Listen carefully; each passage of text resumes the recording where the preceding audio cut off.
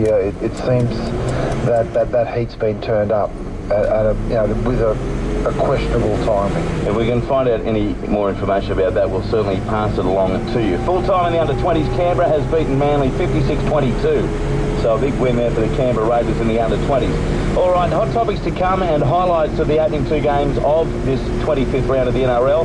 But first things first, let's go around the grounds to Brookvale Oval, where Manly is playing Canberra in a 3 o'clock game, and the Raiders have plenty to play for. A, they're going to prove they can handle not having Blake Austin there, and B, top 2 spot is still up for grabs for the Green Machine. They're going for 9 in a row, Timmy Gable. Good afternoon to you. Afternoon, Andrew. Yes, they've won 8 in a row, the Raiders. Manly have had 3 losses in a row. Conditions fine here at Brookvale for this game between the Raiders and Manly. The Raiders start live today without Blake Austin, and he's out for a month with a broken hand. Sam Williams takes his place in the halves, and of course, as you mentioned there a moment ago, the Raiders can go to second on the ladder if they win today, and the Sharks lose to the Roosters tonight.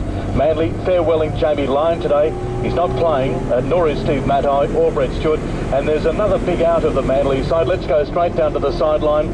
And down there is Mike Donaldson. Mike, what is the latest? Yeah, late change for Manly, Tim. Brad Walker goes in for Dylan Walker. A real blow to Manly, who are already decimated by injury.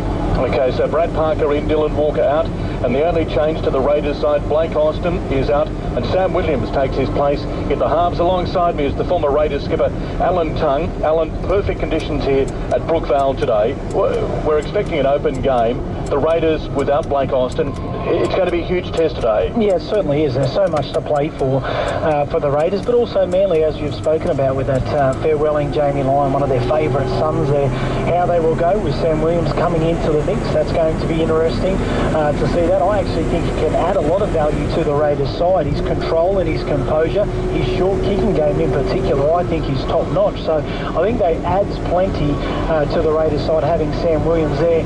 Obviously going to miss a bit of that energy and a bit of spark that Blake Austin provides, and how the Manly side will turn up today. They've had some tough losses just of late there. A tough one to the Storm last week, 38 points to 18. Some more changes right throughout the season. They've had so many injuries. More today. Brad Parker will come in. He's been in some pretty good form, so he'll do a great job. But no Dylan Walker.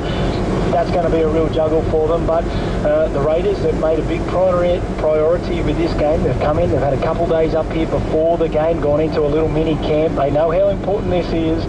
With the Sharks game following this, that top 2 spot is available for them. And as you spoke about, Tim, the conditions are just perfect.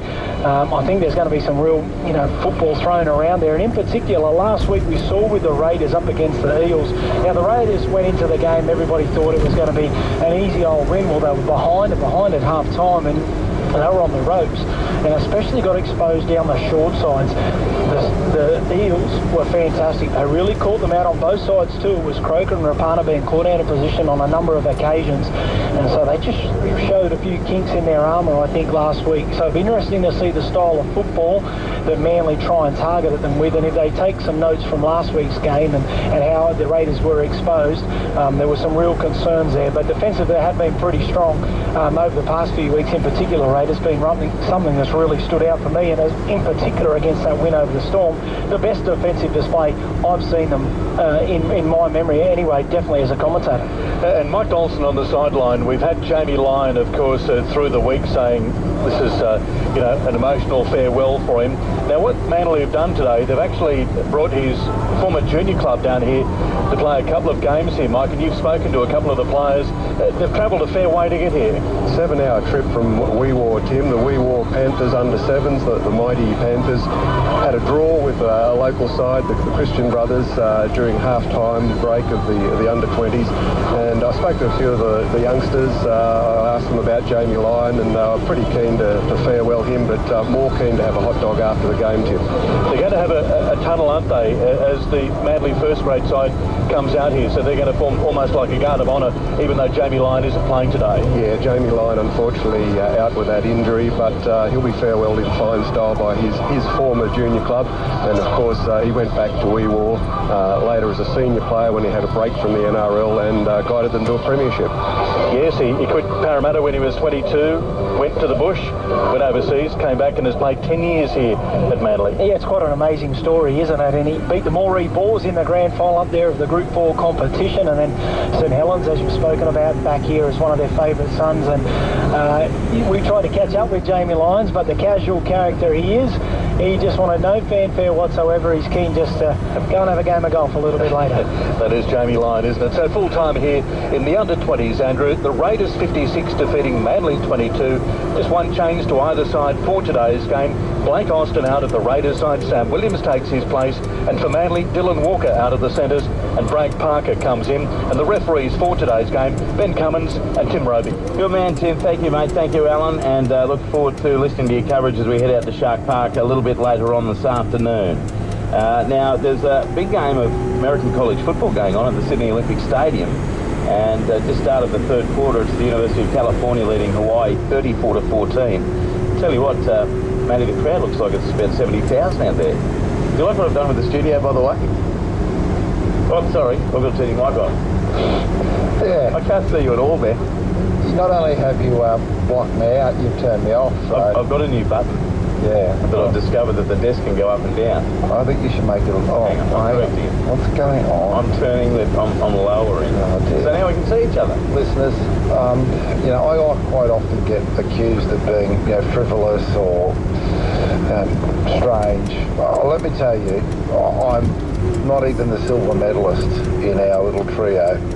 No, you're not. Nowhere near it. You're not the silver medalist. You're the right. gold medalist, Andrew. Now, we're getting up to these three very interesting games this afternoon. We've already had two of them. On Thursday night at Belmore, North Queensland over Canterbury, reasonably convincingly 24-16.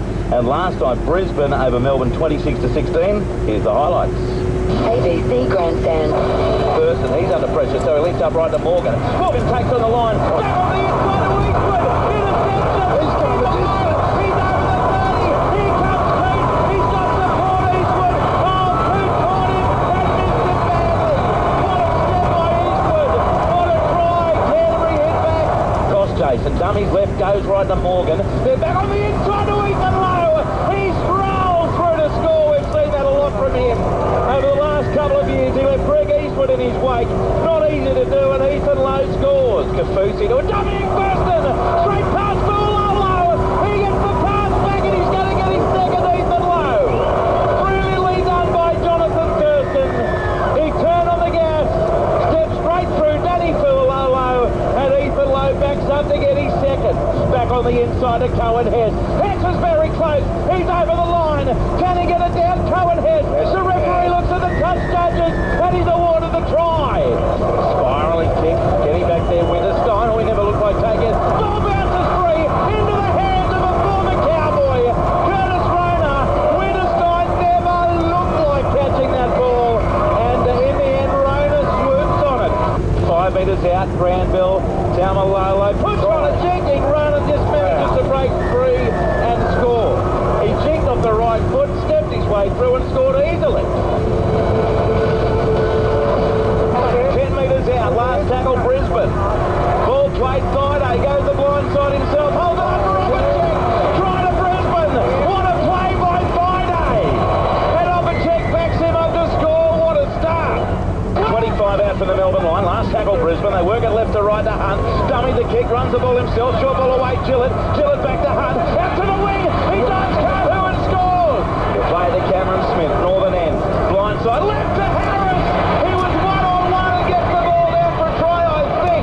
Flat ball away to Thaiday, he puts his head down into the defensive Cronk, not sure he's expecting it in the end, Thaiday, now it's played, Milford out of dummy Hunt, step to left Opacek, he's close, I think he got it down to the southeastern corner, Opacek, back on the inside it comes to James Roberts, he can't explode through the defence, he's held firm by Kafusi and Hampton, 12 out for the Melbourne line, last tackle Brisbane, they're set left, comes to Hunt, then away to Milford, back on the inside to Boyd, beats 1-2, over try, brilliantly finished by Darius Boyd, he left Bromwich and Munster in his wake, Ashley Klein awards the try, Brisbane's fourth of the night, great stuff Darius Boyd, now Cameron Smith works it right to Cronk, then running onto it, Hampton, he'll score, Opacek tries to stop him, Tom Opacek, but he got the ball down Hampton, Ashley Klein checks with the touch judge, points to the spot and Melbourne get back in it. He puts in the kick, goes into the in-goal area, it's bouncing, Cronk slips over, and that's a try!